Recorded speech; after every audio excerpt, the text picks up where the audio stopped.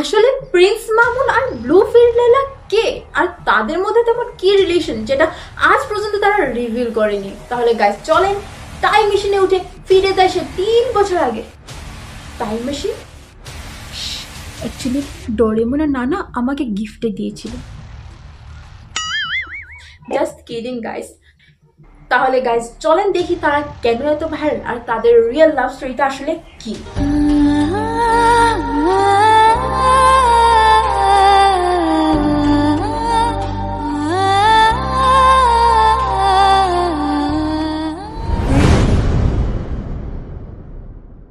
মামুন, তুই লাইভে কি আজ আসবি না? এই মামুন লাইভে আসবে না, এটা কি কোনোদিন হতে পারে? আজ 1 ঘন্টা লাইভে থাকবো, দেখি কে কে আসে। 1 ঘন্টা লাইভে আসলে কে জয়েন হবে রে? আসবে আসবে, অনেকজন আসবে, আর কেউ না আসলেও একটা মেয়ে তো অবশ্যই আসবে। মেয়ে? কে সেটা? ব্লু ফেরি লীলা, জানি না মেয়েটাকে। যখনই আমি লাইভে যাই তখনই সে জয়েন হয়, আমাকে অনেক পজিটিভ কমেন্ট করে, পজিটিভভাবে সাপোর্ট করে।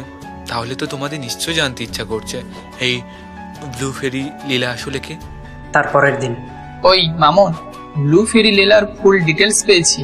কি পেলি বল তো? ব্লু ফেরি লীলা একজন বিবাহিত মেয়ে, কিন্তু তার স্বামীর সাথে তার ডিভোর্স হয়ে গিয়েছে। আর জানতে পারলাম যে তার 2টা নাকি মেয়েও আছে, কিন্তু মেয়েটা তার সাথে থাকে না। Wow, interesting. সব ডিটেলস জানার পর মামুন একদিন লাইলাকে মেসেজ করে। হাই ব্লু ফেরি লীলা। হ্যালো, আপনি আমাকে মেসেজ করেছেন? আমার তো বিশ্বাসই হচ্ছে না। এত বড় সাপোর্টার আপনি আমার, এত পজিটিভভাবে কমেন্ট দেন, সাপোর্ট করেন, তাই আপনাকে থ্যাংক ইউ বলার জন্য মেসেজ করা তো যেতেই পারে, তাই না? তাই ধন্যবাদ। না না, এটা তো আমার কর্তব্য। তাহলে আমার সাথে ভিডিও করবে? কে, আমি? না না, আমি ভিডিও করতে পারবো না। আরে কেন পারবে না, আমি গাইড করব তোমাকে। মামুন লাইলাকে ভালোভাবে বোঝানোর পর লাইলা মামুনের সাথে ভিডিও করার জন্য রাজি হয়ে যায়। আর তখন থেকে তারা কাপল ভিডিও শুরু করে দেয়। আর তখন থেকে তারা ভাইরাল কাপল হিসাবে পরিচিত। 1টা বছর তাদের ভালোভাবে কেটে যায়, কিন্তু একদিন ওই ড্রিঙ্ক করতে যাবি? ওকে, তোরা রাস্তায় আয়, আমি রেডি হয়ে যাচ্ছি। কই যাবে তুমি? তুমি অনেক বেশি ড্রিঙ্ক করা শুরু করেছো। ড্রিঙ্ক করা এত ভালো নয়, অন্য দিনে যেও, আজকে যেও না। দেখো, আমার যা ইচ্ছা আমি তাই করব, প্লিজ আমাকে বারণ করো না। তোমায় কি বলছি তুমি শুনছো না? আমি যেতে দেব না। কি? তুমি আমার যেতে দেবে না? হ্যাঁ, আমি তোমাকে যেতে দেব না। কি বললি? তারপর ব্লু ফেরি লাইলা তাকে সরি বলে বুঝিয়ে বাড়িতে নিয়ে আসে। এরপর তাদের মাঝে ছোট মোটো একটা বিষয় লেগেই থাকে। এমনভাবে তাদের আরও 1 বছর কেটে গেল, কিন্তু তাদের রিলেশনশিপটা কি এখনও খোলাসা করেনি। কিন্তু একটা ইন্টারভিউতে তারা বলে, আচ্ছা মামুন আর লীলা, আপনাদের সম্পর্কটা কি? অনেকজন এটা জানার জন্য কোয়েশ্চেন করছে। আপনি বলেছেন কয়েকদিন পর আপনারা নিজেই বলবেন। আচ্ছা, আপনারা কোনো রিভিল করছেন না কেন? বা করার ইচ্ছে থাকলেও সেটা কবে করবেন? প্লিজ যদি আমাদের অডিয়েন্সকে একটু বলেন। আমার ভিডিওগুলোতে আমার বউ থাকে, গার্লফ্রেন্ড থাকে, অন্যান্য ক্যারেক্টার থাকে। সো আমার আর লীলার সম্পর্কটা কি, ওটা নিয়ে একটা প্রজেক্ট আসছে। এখন যদি বলে দিই, রিভিল করে দিই, তাহলে প্রজেক্টটা চলবে না। It is a business. এই ইন্টারভিউ দেওয়ার পর পুরো 6 মাস ভালোভাবে কাটে, কিন্তু হঠাৎ একদিন পার্টিতে তুমি অনেক ড্রিঙ্ক করেছো, আর করো না প্লিজ। আদি ভাইয়ের পার্টিতেও যেতে হবে, এসো চলো। কেন করব না, আমি করব।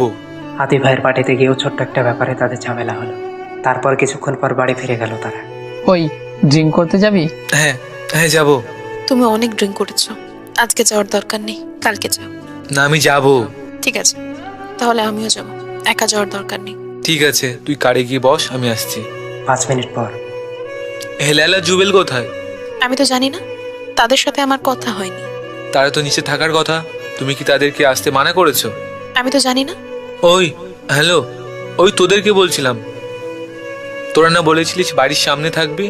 আমরা তোর বাড়ি থেকে একটু দূরেই আছি। তোদের তো বাসার নিচে থাকার কথা ছিল, তাহলে আসিসনি কেন? লীলার ভয়ে আসেনি। কি তোকে আর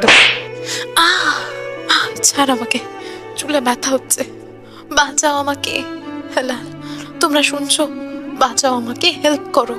হ্যালো পুলিশ, হ্যালো হ্যালো, আমি লাইভে গিয়ে সবাইকে জানাবো। লাইভে যাবি? হ্যাঁ, আমি তোর ফেসবুক অ্যাকাউন্ট ডিলিট করে দেবো। আপনারা দেখেন মামুন আমাকে কত খারাপ ভাবে হিট করেছে, দেখেন আমার মুখ কেমন ভাবে মেরেছে। কেউ আমাকে সাপোর্ট করেনি, তাই আমি লাইভে এসে হেল্প চাইছি। তোর সাথে আমার আর টাইম ওয়েস্ট করার মতো সময় নেই। ব্লেম করাকরি শেষ হওয়ার কয়দিন পর তারা আবারও এক হয়ে যায়। এই কাহিনীর এন্ডিং পয়েন্ট কখন, কিভাবে, কেমন করে হবে সেটা আমরা কেউ জানি না, দেখি শেষে কি হয়। কিন্তু এই কাহিনীতে কে সত্য কে মিথ্যা এই সব ভালোভাবে শুধু মুমিন আর লেলা জানে। আমরা তো জাস্ট যেটা শুনেছি ওইটাই আমরা তুলে ধরেছি, তার মধ্যে যদি কোনো ভুল হয়ে যায় তাহলে মাফ করে দেবেন। কিন্তু তাদের স্টোরিটা দেখে আমার মাইন্ডে একটা কথা চলছে, তার আগে চলেন এই ভিডিওটা দেখে নিই। সো আমরা বলছি যে আমাদের নতুন একটা প্রজেক্ট আসতেছে সামনে, যে প্রজেক্টটা নিয়ে কাজ করবো সেখানে হচ্ছে রিভিল করব ওর সাথে আমার সম্পর্কটা কি, একদম যেটা অফ স্ক্রিনে ওর সাথে আমার সম্পর্কটা কি। অন স্ক্রিনে তো আমার বউ থাকে, গার্লফ্রেন্ড থাকে, আরও অন্য অন্য ক্যারেক্টার, যত ক্যারেক্টারে কাজে লাগানো যায় সবগুলো ক্যারেক্টারই থাকে। সো এই কাজের বাইরে ওর আর আমার সম্পর্কটা কি সেটা নিয়ে একটা প্রজেক্ট আসতেছে। সো এখন যদি রিভিল করে দিই, বলেই দিই, তাহলে আমার প্রজেক্টটা তার চলবে না। It's a business. তাহলে গাইজ যেমনকি আপনারা শুনতে পারলেন, প্রজেক্ট অনলাইন সম্বন্ধ, অফলাইন সম্বন্ধ এন্ড ইটস বিজনেস। বিজনেসটা শুনে তো এমন লাগছে তারা কোনো বড় একটা প্ল্যানিং করেছে।